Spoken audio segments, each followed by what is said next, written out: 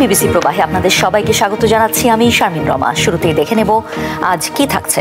হংকংয়ের উত্তরাঞ্চলের তাইপো এলাকায় একটি বহুতল ভবন কমপ্লেক্সে ভয়াবহ অগ্নিকাণ্ডের ঘটনা ঘটেছে। এই ঘটনায় নিহত হয়েছেন অন্তত 44 জন এবং নিখোঁজ রয়েছেন আরো 279 জন। স্থানীয় সময় 26 নভেম্বর দুপুরে আগুন লাগার খবর পায় ফায়ার সার্ভিস।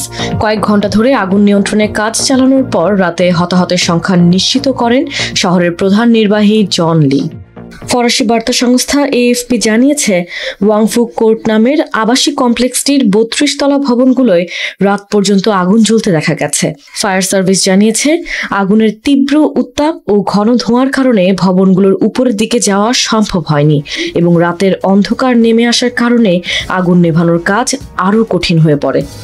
কর্তৃপক্ষ জানিয়েছে, আগুন লাগার সময় ঠিক কত মানুষ ভবনের ভেতরে আটকা ছিলেন তা এখনো নিশ্চিত করা যায়নি। তবে নিহতদের মধ্যে কয়েকজন ফায়ার সার্ভিসের কর্মীও রয়েছেন বলে জানিয়েছে দমকল বিভাগ। আগুন লাগার কারণ এখনো নিশ্চিত না হলেও ধারণা করা হচ্ছে, কমপ্লেক্সের অন্তত 3টি আবাসিক ভবনের বাঁশের মাচায় প্রথমে আগুন ধরে, পরে দ্রুতই আগুন ভবনের অন্যান্য অংশে ছড়িয়ে পড়ে। 8টি ব্লক নিয়ে গঠিত ওয়াংফু কোর্ট কমপ্লেক্সে প্রায় 2000 ফ্ল্যাট রয়েছে, যেখানে 4600 মানুষ বাস করতেন। অগ্নিকাণ্ডের সময় ভবনগুলোর আশেপাশে বহু মানুষ জড়ো হন, কেউ আতঙ্কে, কেউ শোকে আহাজারি করতে থাকেন। এছাড়া এই অগ্নিকাণ্ডের ফলে শহরের প্রধান 2 মহাসড়কের একটি বন্ধ করে দিতে হয়েছে, যার ফলে যান চলাচলে ব্যাপক ব্যাঘাত ঘটে। হংকংয়ের পরিবহন বিভাগ জানিয়েছে, যানবাহনগুলোকে বিকল্প পথে ঘুরিয়ে দেওয়া হয়েছে। পাশাপাশি 27 নভেম্বর অন্তত 6টি স্কুল বন্ধ রাখার ঘোষণা দিয়েছে শিক্ষা ব্যুরো। আগুন লাগার পর রাতে চীনের প্রেসিডেন্ট শি জিনপিং সরকারি দপ্তরগুলোকে আগুন নিয়ন্ত্রণের সব ধরনের চেষ্টা চালিয়ে যাওয়ার নির্দেশ দেন। পাশাপাশি হতাহতের ঘটনা যেন কম হয় সেদিকেও খেয়াল রাখতে বলেন তিনি। এর আগে 1996 সালে হংকংয়ের কৌলুন এলাকায় একটি বাণিজ্যিক ভবনে হওয়া অগ্নিকাণ্ডে 41 জনের মৃত্যু হয়েছিল, কিন্তু 26 নভেম্বরের এই অগ্নিকাণ্ড সেই রেকর্ডকেও ছাড়িয়ে হংকংয়ের ইতিহাসে সবচেয়ে ভয়াবহ অগ্নিকাণ্ডে পরিণত হলো। পাকিস্তানের সাবেক প্রধানমন্ত্রী ইমরান খান কারাবন্দী অবস্থায় মারা গেছেন বলে গুঞ্জন উঠেছে। 2023 সাল থেকে রাওয়ালপিন্ডির আদিয়ালা কারাগারে বন্দী আছেন ক্রিকেট থেকে রাজনীতিতে আসা 73 বছরের ইমরান খান।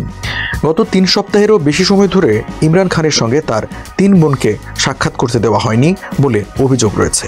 এ থেকেই ইমরান খান সমর্থকদের সন্দেহ, কারাগারে খুন করা হয়েছে পাকিস্তান তেহরিকে ইনসাফ বা পিটিআই প্রধানকে। ভারতীয় সংবাদ মাধ্যম এনডিটিভির খবরে বলা হয়, ইমরান খানের 3 বোন নরিন খান, আলেমা খান এবং উজমা খান সহ পিটিআই সমর্থকরা গত সপ্তাহে জেল গেটে ইমরান খানের সঙ্গে সাক্ষাৎ করতে কর্তৃপক্ষের কাছে অনুমতি চান। তবে দেখা করার সুযোগ না দিয়ে পুলিশ তাদের মারধর করে। পাঞ্জাব পুলিশ প্রধান ওসমান আনোয়ারকে লেখা এক চিঠিতে ইমরান খানের বোন নরিন নিয়াজি বলেন, আমরা তার স্বাস্থ্যের অবস্থার জন্য উদ্বেগ প্রকাশ করে শান্তিপূর্ণভাবে প্রতিবাদ জানিয়েছিলাম। আমরা রাস্তা অবরোধ করিনি, জনসাধারণের চলাচলে বাধা দিইনি বা কোনো বেআইনি কাজে জড়িত হইনি।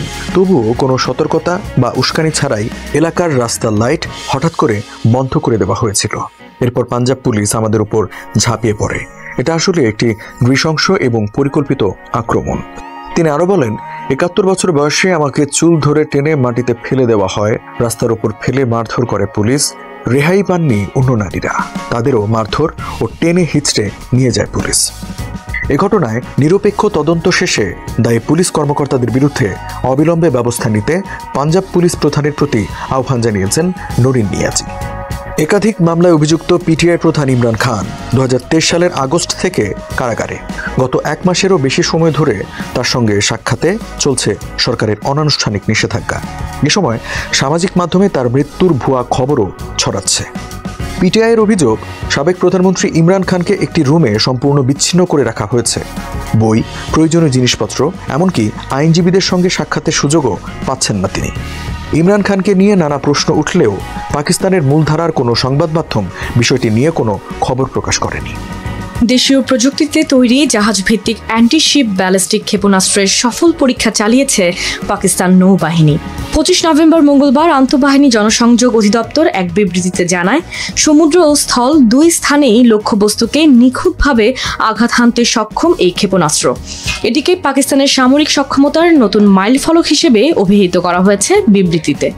ক্ষেপণাস্ত্রটিতে উন্নত গাইডেন্স সিস্টেম, উচ্চ গতিশীলতা এবং জটিল যুদ্ধক্ষেত্রেও নির্ভুলভাবে আঘাত হানার সক্ষমতা রয়েছে।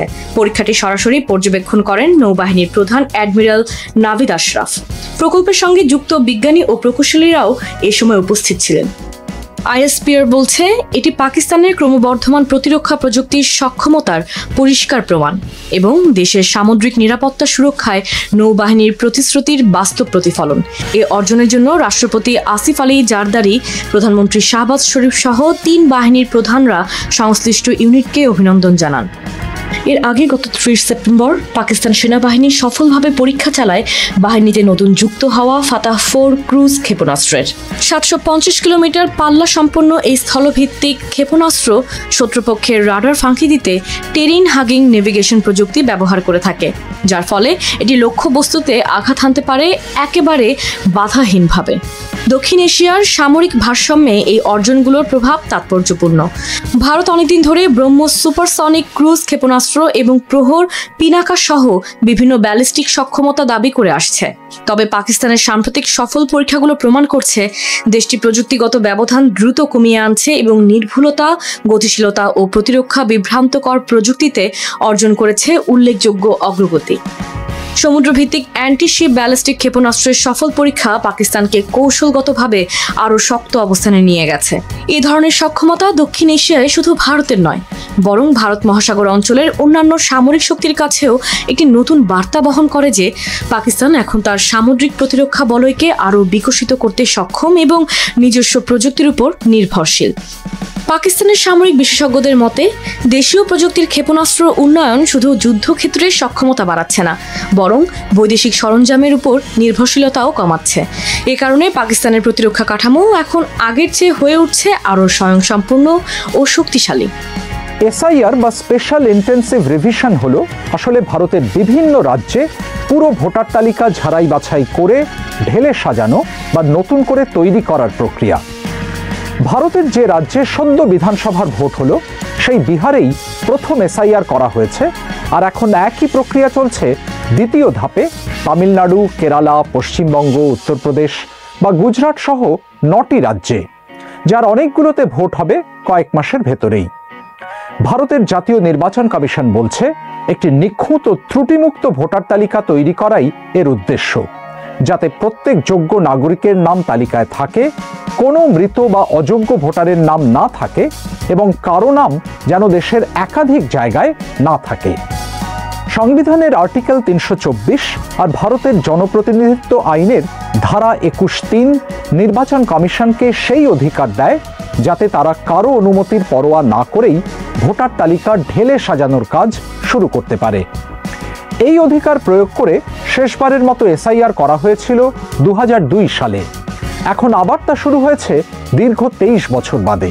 এখন এই প্রক্রিয়া শুরু করার যুক্তি হিসেবে কমিশন বলছে তাদের সন্দেহ বিগত বছরগুলোতে লক্ষ লক্ষ ভুয়া ভোটার বা এমনকি অজস্র বিদেশি নাগরিকের নামও ভোটার তালিকায় ওঠানো হয়েছে। সেগুলো বাদ দেওয়ার জন্যই এই আয়োজন। 23 বছর আগের এসআইআর ও ভোটার তালিকায় পরবর্তী আপডেটগুলোর ভিত্তিতে নির্বাচন কমিশন এখন একটি ফর্ম প্রস্তুত করেছে যার নাম এনুমারেশন ফর্ম। এখন প্রতিটি ভোট কেন্দ্রে বুথ পর্যায়ের কর্মকর্তা বা বিএলওরা বাড়ি বাড়ি গিয়ে প্রত্যেক ভোটারের কাছে সেই ফর্ম বিলি করছেন। সেই ফর্মে নিজেদের মোবাইল নম্বর, আধার কার্ডের নম্বর, পিতামাতার নাম ইত্যাদি দিয়ে সব ভোটারকে ফর্মটি পূরণ করতে হবে। 10-12 দিন বাদে বিএলও আবার ফেরত এসে সেটি সংগ্রহ করে নিয়ে যাবেন। যাদের অ্যাক্সেস আছে তারা ফর্মের এই সব ডিটেল অনলাইনেও জমা দিতে পারবেন। সবকিছু ঠিকঠাক থাকলে ভোটার তালিকার মাস্টার ডেটাবেসে তা সংযুক্ত হবে। ভারতে কংগ্রেস, তৃণমূল, ডিএমকে, সিপিএম বা সমাজবাদী পার্টির মতো প্রায় সব প্রধান বিরোধী দল এসআইআর প্রক্রিয়ার তীব্র বিরোধিতা করছে। তাদের অভিযোগ, যাদের কাছে হয়তো ঠিকমতো নথিপত্র নেই সেই গরিব ও প্রান্তিক জনগোষ্ঠী এবং সংখ্যালঘু মুসলিমদের ভোটার তালিকা থেকে বাদ দিতেই এসআইআর করা হচ্ছে। ভারতে জাতীয় নাগরিকপঞ্জি বা এনআরসি এবং নাগরিকত্ব আইন বা সিএএ নিয়ে অতীতে তীব্র প্রতিবাদ বিক্ষোভ হয়েছে সবারই জানা। বিরোধীরা অনেকে এমনও বলছেন এসআইআর আসলে ঘুরপথে সেই এনআরসি করারই শামিল। তাছাড়া এনুমারেশন ফর্ম বিলির কাজ করছেন যারা, সেরকম বেশ কয়েকজন বিএলও দেশের নানা প্রান্তে মারা গেছেন, অসুস্থ হয়ে পড়েছেন। এটাও বলা হচ্ছে যে নির্বাচন কমিশন ভোটারদের নাম বাদ দিতে তাদের ওপর অন্যায় চাপ প্রয়োগ করছে। এখন যে রাজ্যগুলোতে এসআইআর চলছে সেখানে সব তথ্য সংকলনের পর ভোটার তালিকার প্রথম খসড়া প্রকাশিত হবে 9ই ডিসেম্বর। যে ভোটাররা ফর্ম জমা দিয়েছেন তারা তখন দেখে নিতে পারবেন তাদের নাম সঠিকভাবে তালিকায় এসেছে কিনা। থাকলে তো মিটেই গেল, কিন্তু যাদের নাম বাদ পড়েছে বা ভুলভাবে এসেছে তাদের তখন সব সাপোর্টিং ডকুমেন্ট নিয়ে নির্বাচনী কর্মকর্তার কাছে সংশোধনের জন্য আবেদন করতে হবে। কমিশন এরপর প্রতিটি কেস ধরে ধরে যাচাই করে সিদ্ধান্ত নেবে এবং তারপর চূড়ান্ত ভোটার তালিকা প্রকাশ করবে আগামী বছরের 7ই ফেব্রুয়ারি। সেই তালিকায় প্রতিটি রাজ্যেই লক্ষ লক্ষ নাম বাদ পড়তে যাচ্ছে বলে জল্পনা তীব্র। তবে প্রকৃত সংখ্যাটা জানার জন্য আমাদের আরও মাস দেড়েক অপেক্ষা করতেই হবে। Shubhajyoti Ghosh, BBC news Bangla, Delhi. যুক্তরাষ্ট্রের দীর্ঘদিনের মিত্ররাষ্ট্র ইসরায়েলের মাথায় এবার বাজ পড়ল। ট্রাম্পের সুনজর নেতানিয়াহুর উপর থেকে সরে সৌদি যুবরাজ সালমানের দিকে পড়েছে। আর ট্রাম্পের হঠাৎ এমন সৌদি প্রীতি গোটা মধ্যপ্রাচ্যে নতুন উত্তেজনা তৈরি করেছে। ব্রিটিশ সংবাদ মাধ্যম দ্য গার্ডিয়ানের প্রতিবেদন এমন ইঙ্গিতই দিচ্ছে। I called the father, I said, this guy is fantastic. Saudi আরবের যুবরাজ মোহাম্মদ বিন সালমানকে সম্প্রতি হোয়াইট হাউসে সাড়ম্বরে অভ্যর্থনা জানিয়েছেন যুক্তরাষ্ট্রের প্রেসিডেন্ট ডোনাল্ড ট্রাম্প। এখন পর্যন্ত তার প্রশাসনে কোনো বিদেশি নেতাকে এটাই সবচেয়ে জমকালো অভ্যর্থনা।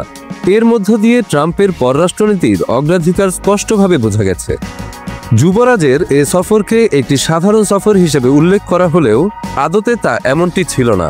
বরং হোয়াইট হাউসে ট্রাম্প প্রশাসন এখন পর্যন্ত যে কয়জন বিদেশি অতিথিকে আতিথেয়তা জানিয়েছে তার মধ্যে এটিই ছিল সবচেয়ে আতিশয্যময়।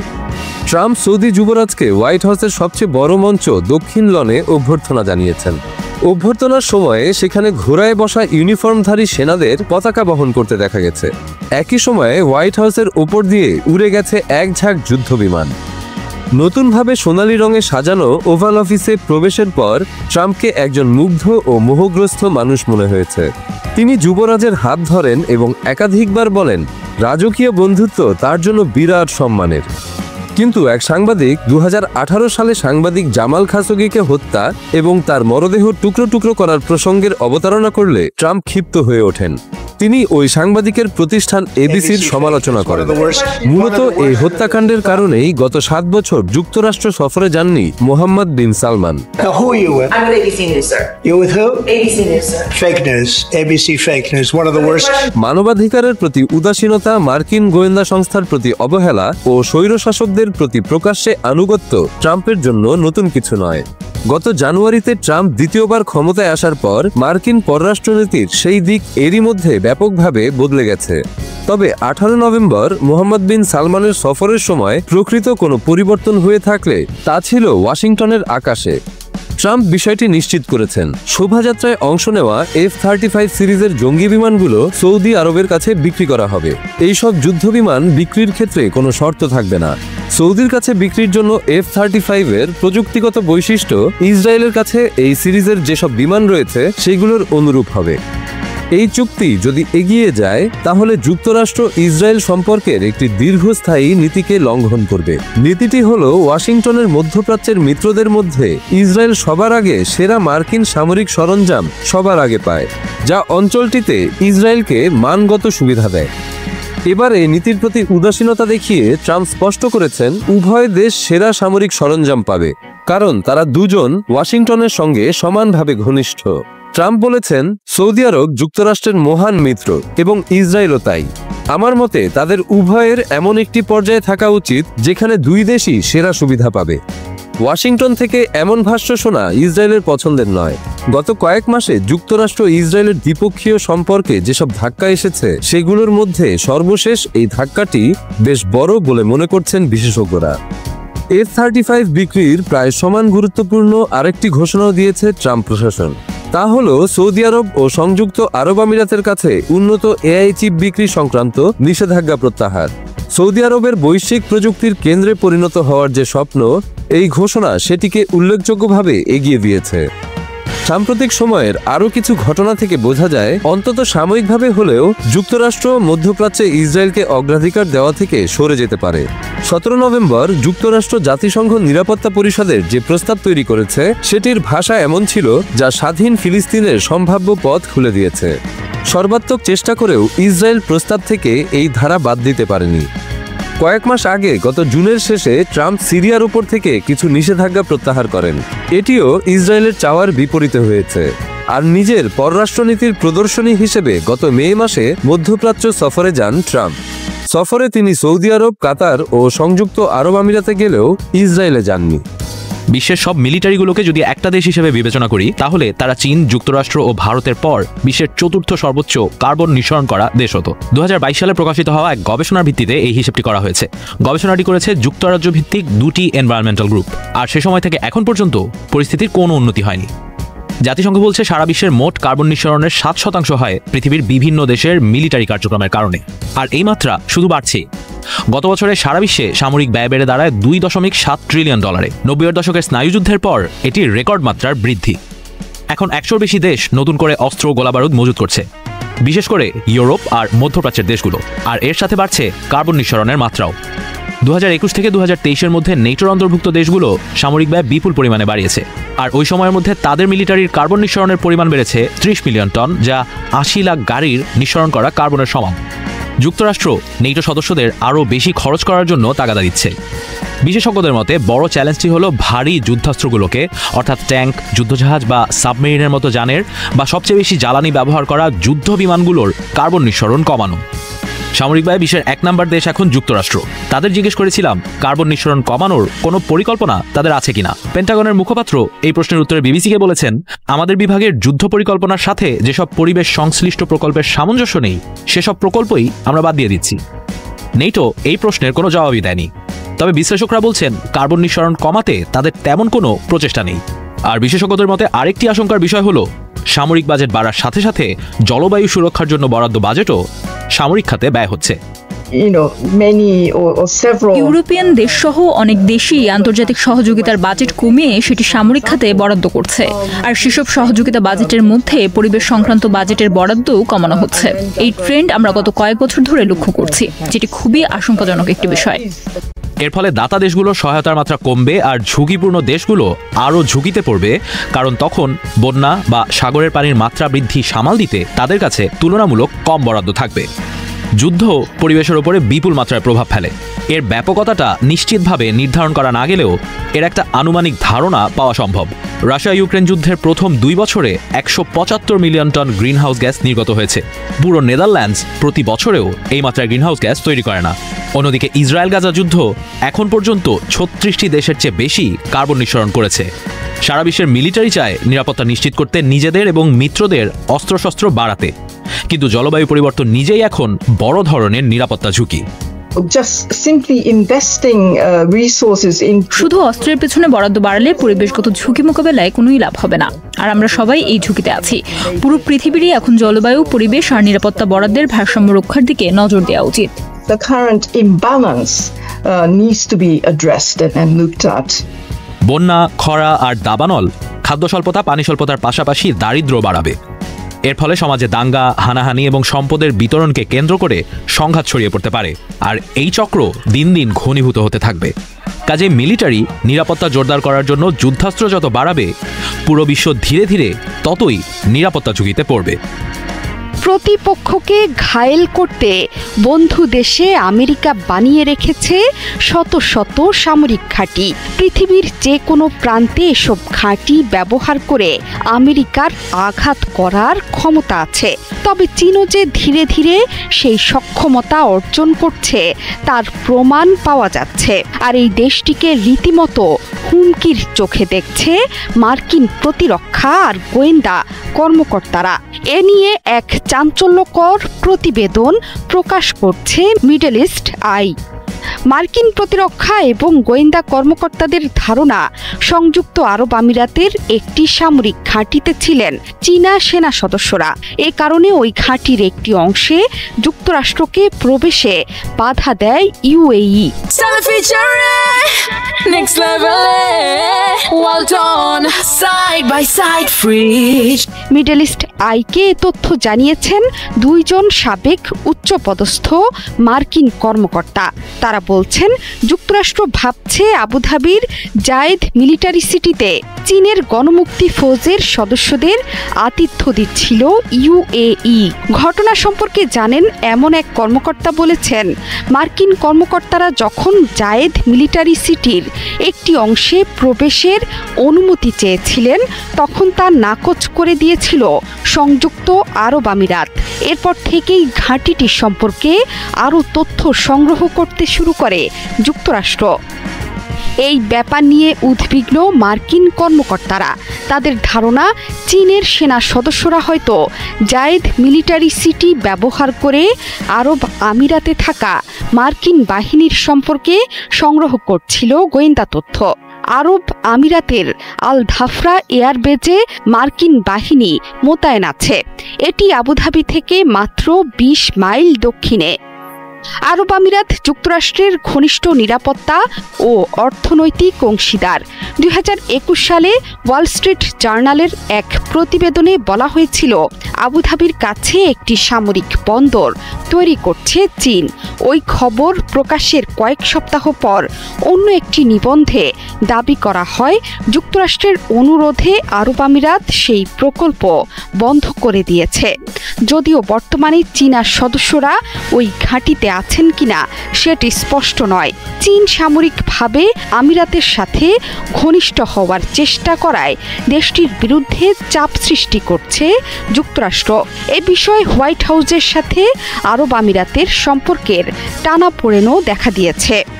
২০২০ সালে ট্রাম্পের মধ্যস্থতায় ইসরায়েলের সাথে সম্পর্ক প্রতিষ্ঠায় আব্রাহাম অ্যাকর্ডসে স্বাক্ষর করে আরব আমিরাত। এই বছরের শুরুতে ইসরায়েল যাতে অধিকৃত পশ্চিম তীর দখলে না রাখে সেজন্য ট্রাম্পের কাছে তদবির করেছিল আরব আমিরাত। তবে গাজায় নৃশংস ইসরায়েলি হামলা শুরুর পরও ইসরায়েলের সাথে সম্পর্ক টিকে আছে আমিরাতের। ইসরায়েলের সাথে স্বাভাবিক সম্পর্কের বিনিময়ে আরব আমিরাতকে F-35 যুদ্ধ বিমান দেওয়ার প্রতিশ্রুতি দিয়েছিল প্রথম ট্রাম্প প্রশাসন, কিন্তু চীনের সাথে সম্পর্কের জেরে সেই চুক্তি আটকে দেন বাইডেন। জাপানের সঙ্গে চীনের বিরোধ ঐতিহাসিক। অতীতে 2 দফা মুখোমুখি যুদ্ধে জড়িয়েছিল দুদেশ। দুবারই জয়ী জাপান। প্রথম দফায় তাইওয়ান দখল করে জাপান, দ্বিতীয় দফায় হারাতে হয়েছে পূর্ব ও দক্ষিণ চীনের বড় অংশ। পরে দ্বিতীয় বিশ্বযুদ্ধে পরাজয়ের মাধ্যমে থামে জাপানের সাম্রাজ্য ও এশিয়ায় একচ্ছত্র আধিপত্য বিস্তারের স্বপ্ন। হারানো ভূমি ফেরত পায় চীন, তবে তাইওয়ান নিয়ে বিরোধ রয়ে যায়। পুরনো সেই বিরোধ ফের নতুন করে জেগে উঠতে শুরু করেছে। তাইওয়ানকে নিয়ে জাপানের প্রধানমন্ত্রী সানায়ে তাকাইচির এক মন্তব্য ঘিরে এখন চরমে চীন জাপান উত্তেজনা। প্রশ্ন উঠেছে, এবার কি তবে জাপানে আক্রমণ চালিয়ে পুরনো ব্যথা ভুলবে চীন? গত অক্টোবরেই জাপানের প্রথম নারী প্রধানমন্ত্রী হিসেবে দায়িত্ব নিয়েছেন সানায়ে তাকাইচি। ক্ষমতায় এসেই তাইওয়ান ইস্যুতে নিজের অবস্থান পরিষ্কার করেছেন। 7 নভেম্বর পার্লামেন্টে তাকাইচি সাফ জানিয়ে দেন, যদি তাইওয়ানকে ঘিরে নৌ অবরোধ বা সামরিক পদক্ষেপ নেয় চীন, তবে জাপানও সামরিকভাবে প্রতিক্রিয়া জানাতে পারে। পূর্বে জাপানের নেতারা তাইওয়ান ইস্যুতে কেবল নিজেদের উদ্বেগ প্রকাশ করার মাঝে সীমাবদ্ধ থাকলেও কখনো সামরিক প্রতিক্রিয়ার কথা বলেনি। সেই সাহসী এবার দেখিয়েছেন তাকাইচি, আর এতেই তেলেবেগুনে জ্বলে উঠেছে চীন। তাকাইচির বক্তব্যের তীব্র প্রতিবাদ জানিয়ে তা প্রত্যাহার করার কথা বলেছে বেইজিং। তবে সেই আহ্বান কানে তোলেননি তাকাইচি। উল্টো তার ভাষ্য, ভবিষ্যতের নির্দিষ্ট সামরিক পরিস্থিতি নিয়ে মন্তব্য এড়ানোর চেষ্টা করলেও বক্তব্য প্রত্যাহার করবেন না তিনি। আর তার এই অবস্থান চীনকে ফুঁসিয়ে তুলেছে আরও। তাইওয়ানকে নিয়ে তাকাইচির মন্তব্যের পর চরমে পৌঁছেছে চীন জাপান কূটনৈতিক উত্তেজনা। তাৎক্ষণিক প্রতিক্রিয়ায় দেশটিতে থাকা চীনের কনসাল জেনারেল সুয়ে জিয়ান সোশ্যাল মিডিয়ার পোস্টে হুমকি দিয়ে বলেন, যে নোংরা ঘাড় আমাদের দিকে বাড়ানো হয়েছে তা কেটে ফেলতে আমাদের বাধ্য করো না, প্রস্তুত তো? পরে অবশ্য তিনি তার সেই পোস্ট মুছে ফেলেন। তবে ততক্ষণে জল গড়িয়ে গেছে বহুদূর। ক্ষোভে ফুঁসে ওঠে জাপান। ওই দূতকে বহিষ্কারের কথা বলে জাপানি কর্মকর্তারা। এই ঘটনার জেরে 14 নভেম্বর চীন জাপানি রাষ্ট্রদূতকে ডেকে ধ্বংসাত্মক পরিণতির হুঁশিয়ারি দেয়। পরদিন জাপানও চীনা রাষ্ট্রদূতকে তলব করে, তার দেওয়া পোস্টের প্রতিবাদ জানায়। দুদেশের কূটনৈতিক এই যুদ্ধ গড়িয়েছে জাতিসংঘ পর্যন্ত। 22 নভেম্বর জাতিসংঘ মহাসচিবের কাছে লিখিত অভিযোগ জানায় বেইজিং। এতে বলা হয়, যদি জাপান তাইওয়ানের প্রণালীর পরিস্থিতিতে সামরিক হস্তক্ষেপের চেষ্টা করার সাহস করে, তাহলে সেটি হবে আগ্রাসনের শামিল। কেননা চীন মনে করে তাইওয়ান তাদেরই অংশ, প্রয়োজনে বল প্রয়োগ করতেও পিছু পা হবে না বেইজিং। চীন জাপানের কূটনৈতিক উত্তেজনার প্রভাব পড়েছে বাণিজ্যে। জাপান ভ্রমণে সতর্কতা জারি করেছে বেইজিং। 3টি চীনা এয়ারলাইন জাপানগামী টিকেটের টাকাও ফেরত দিয়েছে। শুধু তাই নয়, জাপানে অবস্থানরত শিক্ষার্থীদেরকেও সতর্ক থাকার পরামর্শ দেওয়া হয়েছে। জাপানি ও চীনা নাগরিকদের ওপর পাল্টাপাল্টি হামলার খবরও পাওয়া গেছে। এদিকে সেনকাকু, দিয়াও ও দ্বীপপুঞ্জের আশেপাশে টহল জোরদার করেছে চীনা কোস্টগার্ড। জাপান বলছে চীনের 4টি কোস্টগার্ড তাদের জলসীমা লঙ্ঘন করেছে। এছাড়া 2টি জাপানি চলচ্চিত্রের প্রদর্শনী বন্ধ করে দিয়েছে চীন। সেই সঙ্গে জাপানি সি ফুড আমদানি নিষিদ্ধ করেছে বেইজিং। চীন জাপান বাণিজ্যের জন্য একে অন্যের কাছে বেশ গুরুত্বপূর্ণ। দুদেশের বাণিজ্যের পরিমাণের দিকে তাকালেই মেলে এর প্রমাণ। চীন জাপানের দ্বিতীয় বৃহত্তম রপ্তানির বাজার, অন্যদিকে জাপান চীনের তৃতীয় বড় বাণিজ্য অংশীদার। 2024 সালের হিসাব অনুযায়ী জাপান থেকে প্রায় $125 বিলিয়ন পণ্য কিনেছে চীন। অন্যদিকে জাপান চীন থেকে আমদানি করেছে $152 বিলিয়ন পণ্য। এর মধ্যে জাপান আমদানি করে সেমিকন্ডাক্টর, শিল্পযন্ত্র, গাড়ি ও সামুদ্রিক শসা। বিপরীতে রপ্তানি করে বৈদ্যুতিক যন্ত্রপাতি, যান্ত্রিক সরঞ্জাম, পোশাক ও গাড়ি। তবে তাকাইচির এক মন্তব্যের পর সবই এখন অনিশ্চিত। চীনের বাণিজ্য মন্ত্রণালয়ের মুখপাত্র হে ইয়ংচিয়ান বলেন, তাকাইচির মন্তব্য দুই দেশের বাণিজ্য সম্পর্ককে মারাত্মক ক্ষতিগ্রস্ত করেছে। অবশ্য চীন জাপানের এই উত্তেজনা নতুন কিছু নয়, অতীতেও বহুবার এমনটি দেখা গেছে। এশিয়ার 2 অন্যতম শক্তিশালী অর্থনীতি দেশের অতীত অবশ্য বেশ তিক্ত। বিশেষ করে জাপানের কাছে চীনের অতীত বেশ বেদনাদায়ক। 1894 থেকে 95 সালে প্রথমবার চীনের সঙ্গে যুদ্ধে জড়ায় জাপান। সেই যুদ্ধে তাইওয়ান দখল করে নেয় জাপান। পরবর্তীতে 1937 সালে ফের চীনের সঙ্গে যুদ্ধে জড়ায় জাপান। দখল করে নেয় চীনের পূর্ব ও দক্ষিণের বড় অংশ। সেই সঙ্গে দেশটিতে ক্ষমতায় বসায় নিজেদের আস্থাভাজন সরকার। পরবর্তীতে 1945 সালে দ্বিতীয় বিশ্বযুদ্ধ শুরু হলে পতন হয় জাপানের সাম্রাজ্যবাদ নীতির। তাইওয়ান ও হারানো ভূমি ফিরে পায় চীন। এরপর 1972 সালে তাইওয়ানের সঙ্গে আনুষ্ঠানিক সম্পর্ক ছিন্ন করে টোকিও। এক চীন নীতি মেনে নিয়ে বেইজিংকে আনুষ্ঠানিক স্বীকৃতিও দেয়। তবে ঠিকই গোপনে তাইওয়ানের সঙ্গে বাণিজ্যিক সম্পর্ক চালিয়ে যায়। এক্ষেত্রে এতদিন যুক্তরাষ্ট্রের মতো কৌশলগত অস্পষ্টতার নীতি অনুসরণ করেছে টোকিও। চীন তাইওয়ানে আক্রমণ করলেও তাদের ভূমিকা কেমন হবে সে ব্যাপারে কখনোই খোলাসা করেনি জাপানের কোনো সরকার প্রধান। তবে এবার তাইওয়ান ইস্যুতে মনের মাঝে লুকানো সত্য কথাটাই ফাঁস করে দিয়েছেন তাকাইচি। চাপের মুখে তাকাইচি জাপানি ভূখণ্ড থেকে মাত্র 60 মাইল দূরের তাইওয়ান নিয়ে তাকাইচির বিতর্কিত মন্তব্য প্রতিক্রিয়া তৈরি করেছে জাপানেও। তাকাইচিকে তার মন্তব্য প্রত্যাহার করতে টোকিও সহ বিভিন্ন জায়গায় বিক্ষোভ হয়েছে। আঞ্চলিক অস্থিতিশীলতা উস্কে দেওয়ায় দাবি উঠেছে তাকাইচির পদত্যাগেরও। তাকাইচির উপর ক্ষুব্ধ জাপানের সাবেক 3 প্রধানমন্ত্রীও। সাবেক প্রধানমন্ত্রী ইউকিও হাতোয়ামা বলেছেন, তাকাইচির মন্তব্য ভুল দিকে যাচ্ছে এবং জাতীয় স্বার্থের অপূরণীয় ক্ষতি করছে।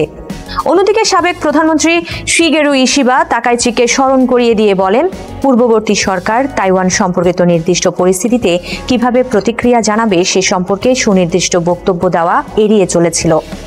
আর সাবেক প্রধানমন্ত্রী ইয়োশিহিকো নোদা বলেন, তাকাইচি অতিরিক্ত এগিয়ে গেছেন, ফলে চীনের সঙ্গে সম্পর্কের অপ্রয়োজনীয় উত্তেজনা তৈরি হয়েছে। এদিকে তাকাইচির মন্তব্য ঘিরে ক্ষোভ বাড়ছে তার দল এলডিপিতেও। সবাইকে শুভকামনা জানিয়ে আমি শারমিন রমাজ এখানে বিদায় নিচ্ছি। ভালো থাকবেন।